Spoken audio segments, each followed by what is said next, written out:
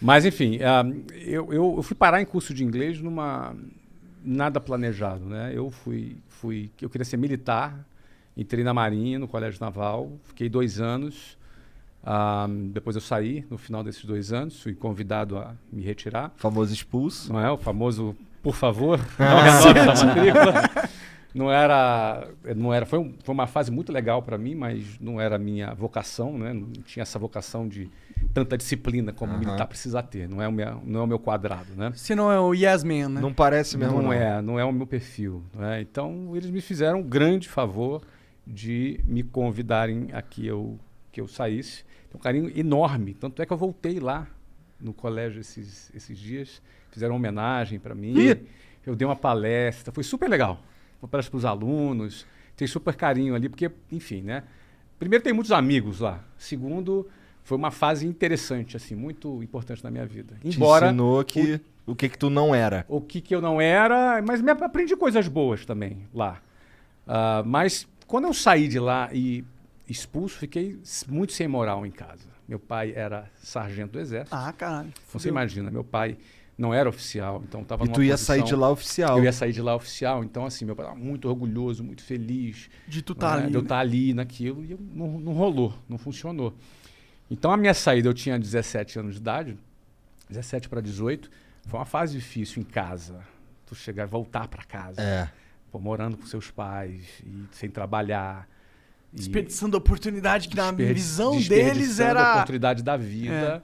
E que era bem compreensível que do ponto de vista deles era o top, né? Sim. E, obviamente, a preocupação natural dos pais. Aí fui fazer o 3º ano, para depois fazer o vestibular. E aí ia fazer vestibular para a área de tecnologia.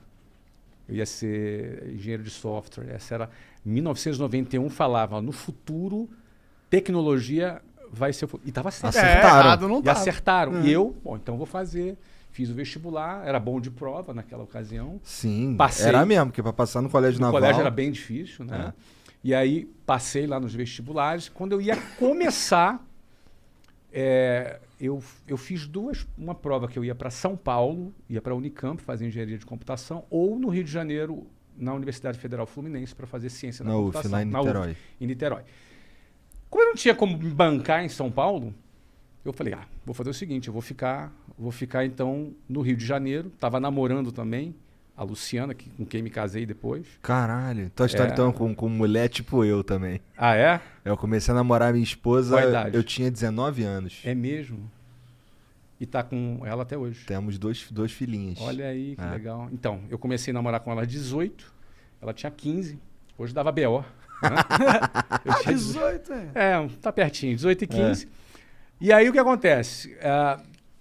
A faculdade no Rio de Janeiro ia começar no 2º semestre. E como eu tinha um 1º semestre sem fazer nada, eu falei, vou arrumar um trabalho, vou tentar... Nunca tinha tido uma experiência profissional. Aí peguei um jornal, tinha um anúncio de jornal, aí fui até o centro do Rio de Janeiro, não dizia o que era direito, eu fui lá, era para trabalhar de vendedor num curso de inglês. 1991, eu tinha 19 anos.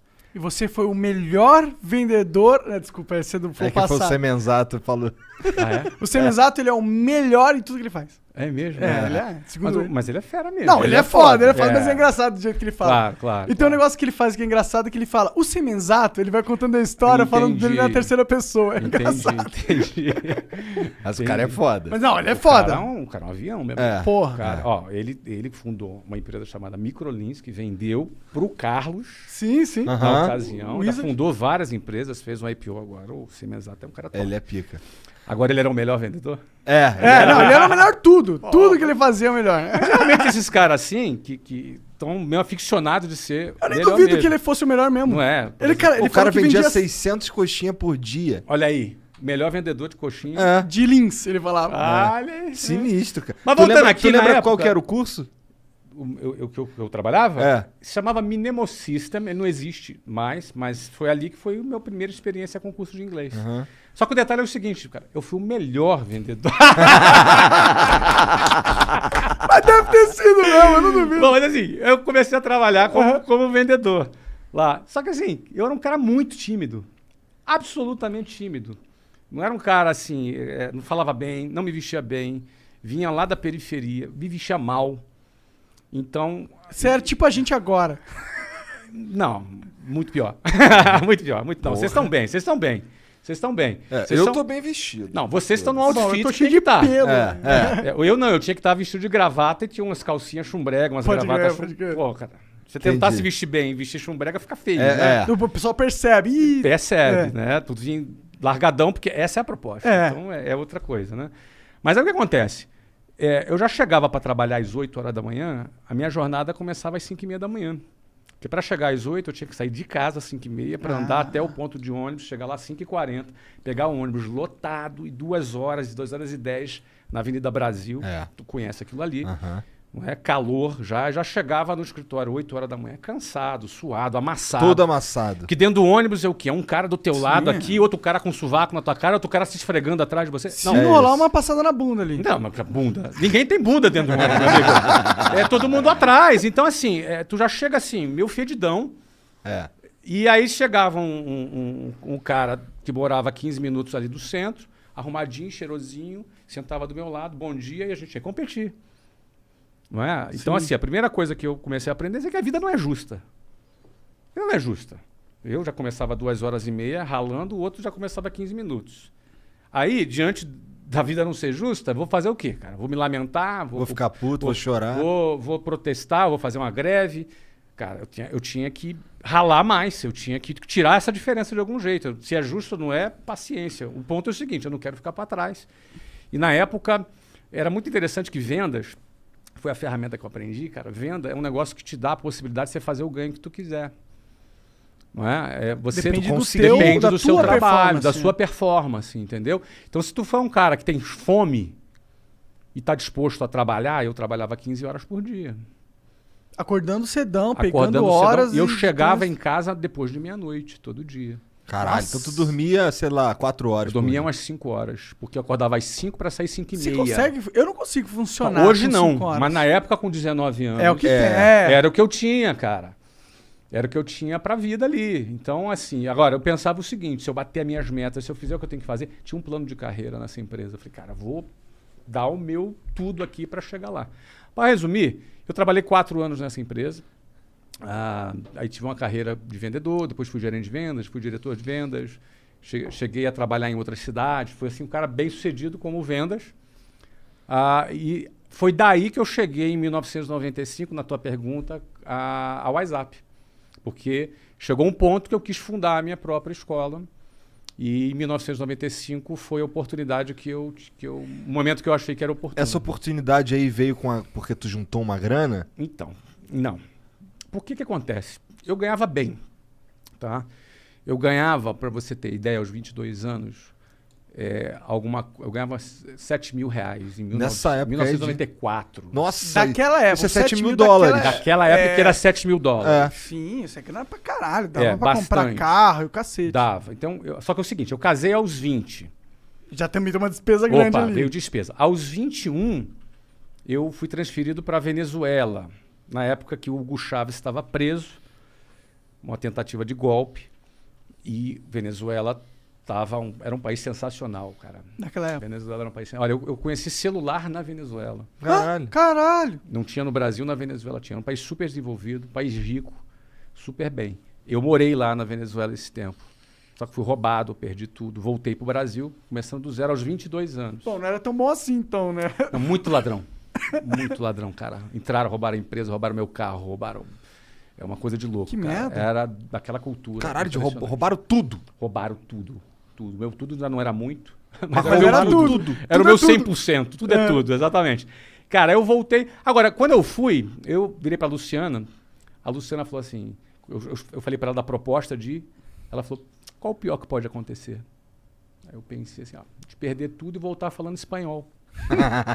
E foi exatamente o que aconteceu. Perdeu tudo, voltou falando assim, mas beleza, tinha uma experiência, estamos dando risada aqui. Durou quanto tempo isso? 8 meses.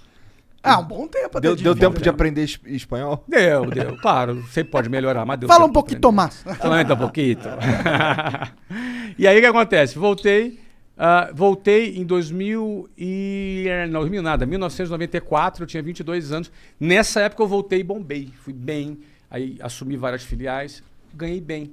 Só que eu comecei do zero em janeiro de 94. Em dezembro de 94 eu saí. Não tinha tempo de juntar uma grana suficiente para abrir um negócio. Mas aquele era o meu timing. Era o meu momento. Então tinha algum dinheirinho. Você tinha ganhado expertise. Eu tinha ganhado expertise, eu estava confiante, entendeu? Aquele era o momento que o Brasil tinha acabado de lançar o Plano Real, que na época estabilizou a economia, acabou com a inflação.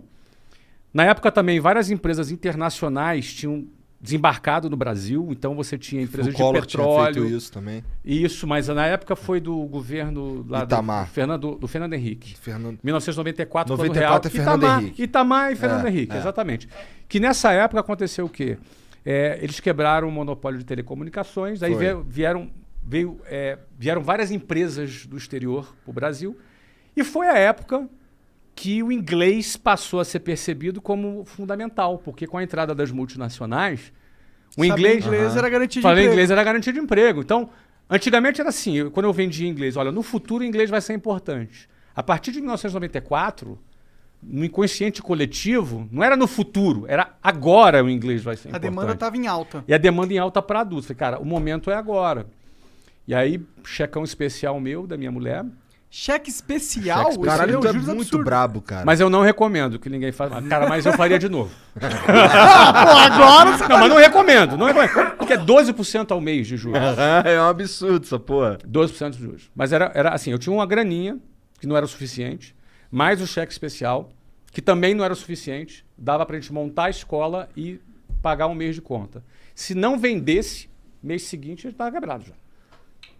Entendi. Que loucura, isso deve ser foda, né? Trabalhar com esse tipo de pressão. Mas o cara a vida do empreendedor é a pressão. Mas o cara não sempre esse tipo, às vezes pior, né? Covid, por exemplo. Foi pra você, foi pressão? O quê? Tá louco. Foi o momento de maior pressão da minha vida. Por quê? Porque fechou todas as escolas, cara. Entendi. Fechou um Mas clube de futebol. vendido já? Fechou um clube de futebol. Fechou todas as escolas. Entendi. Não, eu vendi em 2013, mas em 2016 eu recomprei. Ah, tu recomprou? Sim. Então você é dono da WhatsApp agora ainda? Eu patrocinei você, cara. É verdade. O né? Monarca é que eu sou meio devagar, burro, cara. né? É verdade. Ele é meio Pô, devagar. acabou de me agradecer porque eu patrocinei o negócio, cara. Pô. É verdade, é verdade. Eu tô aqui de bobeira com essa porra Às vezes os caras vendem, mas fica como conselheiro. Porra, tu não, eu sou burro. Tá como bom, é que tá o bom, Covid não tem fudeu, isso, cara? Fechou as escolas, pô. Fudeu, pô. Pô, fechou, cara. Fechou Faz tudo. sentido. Por isso que você lançou o curso online, imagina. Não, eu tinha lançado antes. Ah, tu tinha lançado antes? A gente fez o patrocínio antes. É verdade. É verdade. A gente fez o patrocínio antes do Bom, Covid. chega de comprovar que eu sou burro. Não, tu não é burro. Você é um cara esquecido. Só. Tá tudo certo. Por que será? Cara.